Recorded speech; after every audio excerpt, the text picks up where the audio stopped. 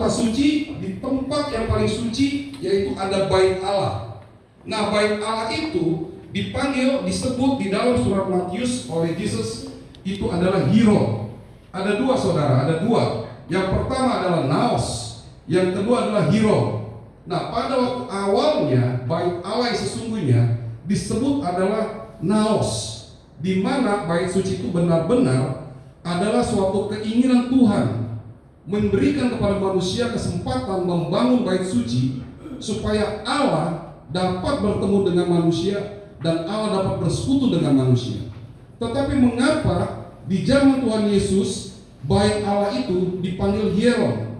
Nah, perlu diketahui saudara, yang namanya Hieron, bait Allah itu gedung yang sama yang dibangun oleh bangsa Israel pada waktu di zaman Samuel atau Daud atau Salomo, itu dipanggil Naos. Tetapi begitu sampai kepada zaman Jesus Christ, Yesus memanggil bait itu, bangunan itu bernama Hieron. Nah, arti Hieron adalah itu sama seperti kuil atau tempat penyembahan kepada dewa Artemis. Suatu tempat yang dimana Allah bertahta awalnya, suatu tempat atau bangunan di mana Allah menginginkan manusia dapat bertemu dengan Dia, tetapi berubah fungsi. Gedung yang sama, tempat yang sama, lokasi yang sama, berubah menjadi tempat pemujaan terhadap dewa Artemis. Tetapi memang sebenarnya bangsa Israel tidak menyembah dewa Artemis. Tetapi mengapa Tuhan bilang bahwa tempat itu adalah Hieron atau bangunan yang sama, tetapi fungsinya bukan lagi seperti tempat penyembahan kepada Allah. Nah, perlu diketahui di zaman Yunani, Hieron itu atau Dewi Artemis itu adalah dewi yang dipuja oleh bangsa Yunani pada waktu itu. Karena apa? Karena kemewahan, kesombongan diri, lambang daripada nama kebesaran bangsa Yunani pada waktu itu, termasuk bangsa Romawi. Nah, jadi saudara, mengapa tempat itu dipanggil nama Tuhan Yesus adalah sebagai Hieron? Berarti bait Allah sudah tidak lagi ada Roh Kudus di dalamnya. Dan bahkan waktu Petrus naik ke bait Allah, ditulis juga di dalam Kisah Para Rasul, bait Allah itu adalah Hieron. Hieron artinya sudah tidak ada lagi kuasa Tuhan, kekudusan Tuhan menaungi tempat itu. Oleh karena itu Yesus pernah berkata, rubuhkanlah bait Allah itu, aku akan merombak dalam 3 hari. Nah, bait Allah yang Tuhan Yesus maksud adalah Naos. Hanya Naos, hanya bait Allah yang sesungguhnya, hanya bait Allah yang dimana Roh Kudus ada di dalamnya. Hanya itu yang bisa dirombak. Makanya kalau kita ingat peristiwa reformasi gereja, hanya gereja Naos yang bisa dirubah, direformasi untuk menjadi lebih baik. Tetapi ternyata bait Allah bukan hanya pada zaman Martin Luther. Dari zaman Yesus Kristus pun bait Allah itu sudah direformasi. Yesus keras berbicara kepada orang-orang Yahudi, kepada orang Israel pada zaman itu, rombak bait Allah ini. Dan dia tidak mengizinkan satu batu pun berdiri di atas batu yang lain. Kalau saudara pernah ke Israel, saudara lihat hari ini bait Allah yang ada di Israel hanya menjadi tembok ratapan. Temboknya sudah dirubuhkan dan Allah sudah dirubuhkan. Dan Yesus sudah mereformasi itu 2000 tahun yang lalu. Ditambah dengan Martin Luther juga mereformasi karena gereja bait Allah sudah menyimpang daripada kebenaran. Nah, saudara, makanya yang paling saya kaget pada waktu saya membaca kisah Yesus dicobai oleh iblis. Waktu Yesus dicobai oleh iblis, saya kaget menemukan suatu kebenaran. Di kota yang paling suci dibilang suci, di tempat yang paling suci dibilang bait suci, justru iblis menginjak atap yang paling tinggi. Saudara mungkin gak pernah kepikir waktu baca kisah Yesus dicobai oleh iblis, sepertinya Yesus yang dicobai biasa aja. Tetapi saya melihatnya adalah kok bait suci, kok bait Allah di kota suci, itu iblis gak takut-takutnya, gak ada gentar-gentar, diinjek-injek itu atap langit bait Allah. Berarti kalau langit bait Allah itu atapnya sudah diinjak, berarti di dalamnya itu udah kayak apa ya? Kalau rumah saudara gentengnya udah diinjek-injek orang, di dalamnya itu udah gak ada yang ditakutin. Kalau kita lewat rumah jenderal besar atau rumah presiden, jangankan kita nginjek atapnya, kita injak-injak, lewat rumahnya pun kita segen, takut kita. Takut diomelin security-nya, takut diomelin sama pengawalnya. Kalau ini bait Allah, kok iblis berani-berani menginjak bait suci? Makanya waktu Tuhan Yesus datang ke bait Allah, dia hancurin, dia rubuhin, dia kebalikan itu meja-meja penjual uang. Ternyata saudara, kalau kita pelajari kisah bait Allah yang terjadi pada zaman itu, di mana ada penjualan terhadap penghapusan dosa juga. Misalnya kalau ada orang Yahudi yang berdosa, atau ada jemaat di dalam bait suci yang berdosa, dia bisa beli korban untuk menebus dosanya. Kalau kamu dosanya mencuri, beli kambingnya jenis begini. Kalau kamu dosanya berbohong, beli burung merpati atau burung tekukurnya seperti ini. Ternyata itu semua diatur, standar kesucian manusia di dalam bait Allah diatur. Tetapi bait Allah sudah tidak bisa memberitakan kebenaran lagi, tidak bisa mendidik lagi, sehingga mereka menjual yang namanya korban, tukar uang. Makanya Tuhan Yesus marah, rumahku rumah doa, bukan rumah yang seperti begini, kata dia. Makanya Yesus bilang robah, bukan, dia akan bangkitkan dalam 3 hari, dia akan bangun dalam 3 hari. Nah saudara, dan kita ingat ya, setelah terjadi peristiwa di mana bait Allah dirubuhkan, lalu Tuhan Yesus berkata kepada Petrus, Petrus, di atas batu karang ini aku akan membangun jemaatku. Nah, jemaatku di dalam bahasa Yunani lagi saudara, diterjemahkan, ditulis dalam bahasa di dalam dengan kata naos. Berarti kalau kita coba mundur sebentar, di zaman perjanjian lama, bait Allah yang awalnya dalam naos berubah menjadi hieron, tempat pemujaan terhadap Dewi Artemis. Dewi Artemis bukan salah dewinya, tetapi Dewi Artemis adalah ciptaan, ide daripada manusia, bahwa saya inginnya bait Allah itu seperti ini, saya inginnya gereja seperti ini. Bukan Tuhan ingin seperti ini, tetapi manusianya ingin seperti ini. Nah makanya itulah dipanggil hieron. Bukan salah dewinya, bukan masalah dewanya, tidak ada urusan dengan itu. Tetapi di dalamnya bait Allah itu diatur seturut kemauan kehendak orang yang memimpin di dalamnya. Itu berarti contoh kalau bait Allah sudah seperti itu saudara, bukan lagi kebenaran firman Tuhan yang diberitakan, tetapi kebenaran pendetanya. Nah makanya Tuhan Yesus bilang, dia Petrus, di atas batu karang ini aku akan bangun jemaatku. Nah dari bait Allah yang hieron itu, Tuhan bangun jemaat. Jemaat itu ditulis dalam kata naos. Kembali Tuhan Yesus ingin mengembalikan fungsi bait Allah yang sesungguhnya. Dia sudah bangun, yaitu menjadi eklesia, menjadi gereja, menjadi kita saudara. Tetapi terjadi pada tahun zaman Martin Luther, gereja dikembalikan lagi, melenceng lagi saudara, di mana ada penghapusan dosa. Kalau kamu punya uang banyak, kamu bisa beli surat penghapusan dosa. Makanya kamu bisa jadi mafia, kamu bisa jadi penjahat. Yang penting kamu bisa bayar untuk tebus dosamu. Berarti kematian Yesus itu gak selesai. Berarti penghapusan dosa bagi Yesus bagi kita juga itu seperti dongeng. Nah akhirnya Martin Luther sendiri dia berani melawan kekuasaan gereja pada waktu itu. Dan akhirnya Martin Luther keluarlah satu dalil-dalil atau dalam 95 dalil bahwa dia bilang bahwa keselamatan dosa hanya dihapuskan karena kasih karunia, karena anugerah Tuhan semata. Lalu setelah kalau kita lihat pada hari ini saudara, apakah gereja kita, apakah tempat ibadah kita ini masih seperti naos, masih seperti di mana awal Tuhan Yesus bilang kepada Petrus, di atas batu karang ini aku akan bangun jemaatku. Nah dikata dibangun di atas batu karang, Yesus berkata itu oiko domesu. Dia membangun menurut standarnya dia. Apa menurut standarnya dia? Tuhan Yesus berkata, pada waktu kamu menerima Roh Kudus, jemaatku ini menerima Roh Kudus, itulah bait Allah sesungguhnya. Di mana di dalam kita saudara-saudara ada satu pribadi, ada Allah Roh Kudus. Itulah satu tanda bahwa tadi saya bilang di dalam kesimpulan statement saya, bahwa bait suci yang sesungguhnya adalah bait di mana Roh Allah tinggal diam selama-lamanya. Nah, tetapi saudara, hari ini saya mau kasih tahu, apakah gereja kita masih memiliki spirit di mana Roh Allah ada tinggal diam di dalam kita?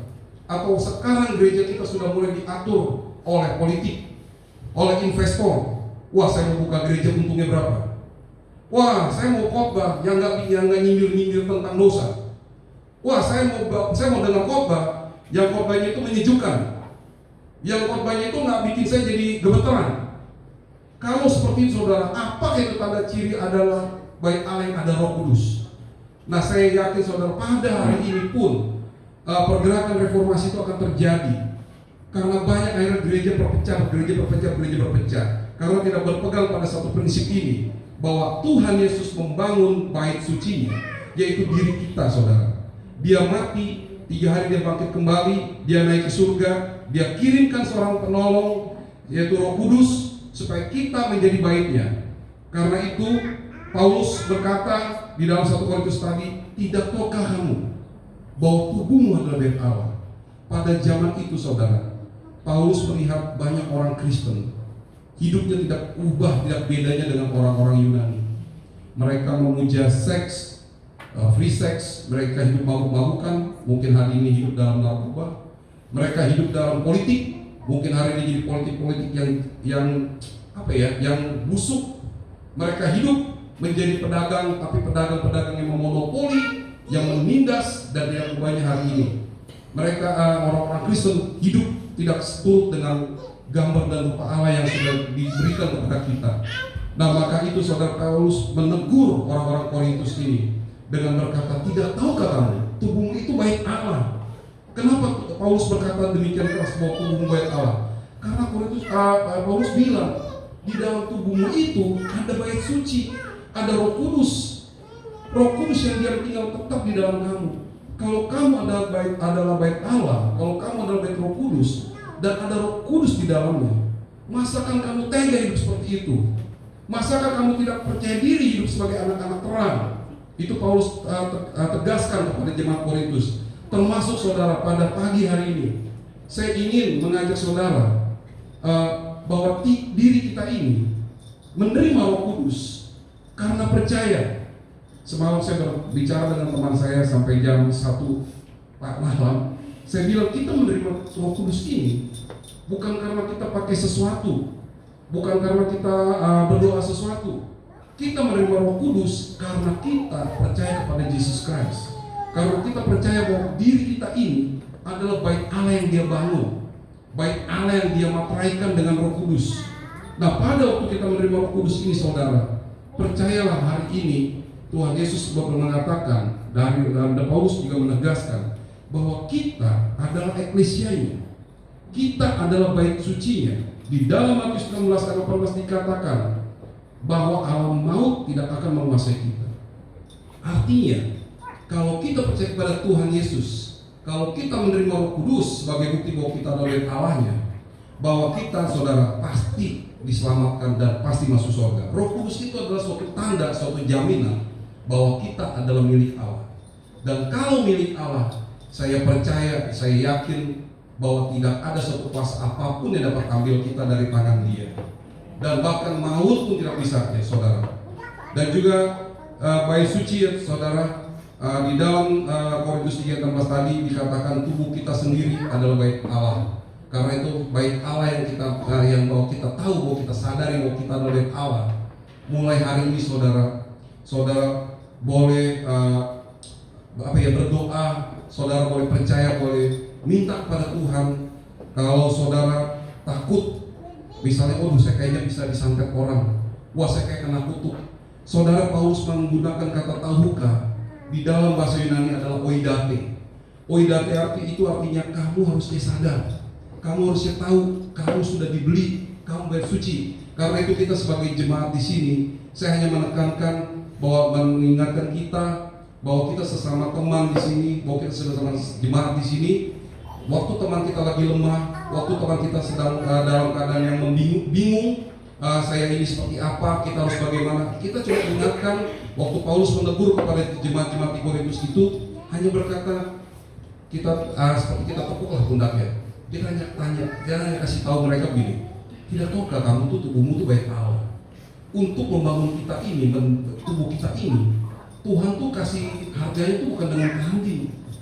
Tuhan bayar kita tuh bukan dengan domba, apalagi dengan ayam atau darah babi misalnya, tetapi Dia kasih darah anaknya, tubuh anaknya yang berkualitas, yang dimana dunia tidak bisa memiliki harga yang sama untuk Yesus Christ. Mengapa Alkitab berkata kalau kita ada di dalam Kristus, Mengapa kita berkata kalau kita menjadi milik Allah, tidak ada suatu kuasa yang dapat merebut kita dari tangan Dia? Artinya bukan berarti iblis atau suatu pemerintahan atau suatu kuasa apapun dapat merebut kita karena tidak ada kesempatan. Bukan. Karena merebut itu artinya seperti trading, seperti jual beli. Kalaupun Allah mau jual kita, saudara, kalaupun Allah mau jual kita, siapa yang bisa beli harganya harga Yesus Kristus? Jadi itu sesuatu yang tidak mungkin bisa diambil. Nah, kalau kita sadar hari ini kata Paulus, kamu itu bahwa tubuhmu adalah bait Allah. Kalaupun kita dilelang, kalaupun kita dijual di pasar budak lagi, di pasar dosa, nggak ada yang bisa beli, saudara. Kalau Yusuf dijual oleh saudaranya kepada bangsa Mesir, saya percaya bahwa Yusuf belum in Christ, bahwa Yusuf belum di dalam Kristus, bahwa Yusuf belum ada di dalam Tuhan, tetapi Tuhan menyertai dia. Karena Yesus belum mati, karena Yesus belum bayar dengan hidupnya, makanya Paulus bisa Yusuf bisa dijual, makanya Ayub bisa dicobai iblis, makanya Abraham bisa dicobai oleh raja-raja Mesir dan segala-galanya. Tetapi kalau kita, saudara, yang percaya pada hari ini Paulus tekankan, oidate, tahuilah kamu, mengertilah kamu ini bait Allah. Sekalipun kamu dijual, iblis bukan yang mau ngambil, iblis bukan yang bisa mau jamah kamu, tidak sanggup bayar harganya yang sudah dibayar oleh Jesus Christ. Karena itu, saudara harus bersyukur pada hari ini bahwa di dalam ibadah jam ministry ini, saya menekankan sebenarnya ini bukan ibadah yang seperti yang biasa, tetapi kita beribadah karena kita bersyukur bahwa kita berkumpul pada hari ini, kita sebagai bait Allah sesungguhnya. Dan ketahuilah, bait Allah sesungguhnya ini tidak bisa lagi diperjualbelikan. Bahkan kalau kita gade pun diri kita, dunia manapun, maka Tuhan Paulus berkata, baik malaikat, baik penghulu udara, baik pemerintah, baik pedang, mau dolar, mau dinar, tidak bisa bayar saudara. Karena saudara sudah dibayar oleh Jesus Christ. Pasarnya sudah ditutup, bursanya sudah ditutup. Tidak ada lagi yang sanggup menukar kita dengan emas, perak, dan permata apapun. Bait suci yang dipanggil Hiron, yang dirubuhkan sekarang di Israel, yang sekarang menjadikan ratapan, ditulis di dalam Alkitab, dibangun oleh emas terbaik, dibangun oleh kayu-kayu yang paling bagus, dibangun dengan bahan-bahan material yang paling bagus. Tetapi saudara, emas, perak, permata itu tidak ada artinya dibandingkan dengan Yesus waktu membangun kita sebagai naos yang baru, sebagai bait Allah yang baru. Dia bangun kita bukan dengan emas, perak, permata, tetapi dia bangun kita dengan apa? Dengan hidupnya, dengan tubuhnya yang dipecahkan, dengan darah yang dicurahkan. Karena itu saya percaya, kita yakin pada hari ini di dalam ibadah jam ministry ini, bahwa saudara, apapun keadaan kehidupan saudara, keadaan hidup saudara, baik secara ekonomi, baik secara keluarga, baik di dalam pekerjaan dan usaha, percayalah saudara, tidak semudah itu saudara dihancurkan. Tidak bisa, karena Yesus ada di dalam saudara. Dan yang terlebih lagi, Yesus akan membuat kita ada di dalam Yesus Christ. Karena itu saudara, mengucap syukurlah pada sore pagi hari ini bahwa kita diingatkan bahwa kita adalah bait Allah sesungguhnya.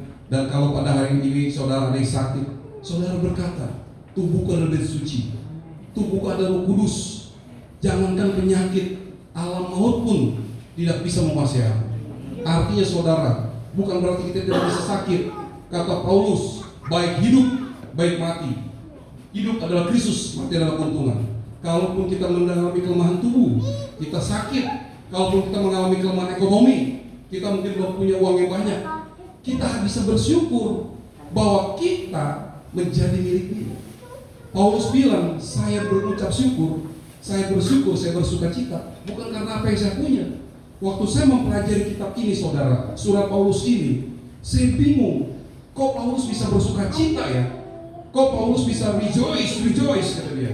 Bersuka citalah, sekali lagi kata Paulus, bersuka citalah. Padahal saudara, Paulus menulis itu, mengatakan itu, dia ada di dalam tahanan. Dia mengalami tenggelam, kapalnya pecah, dipecut, dirampok, dipukulin, dikebukin saudara. Tapi Paulus bilang bersuka cita.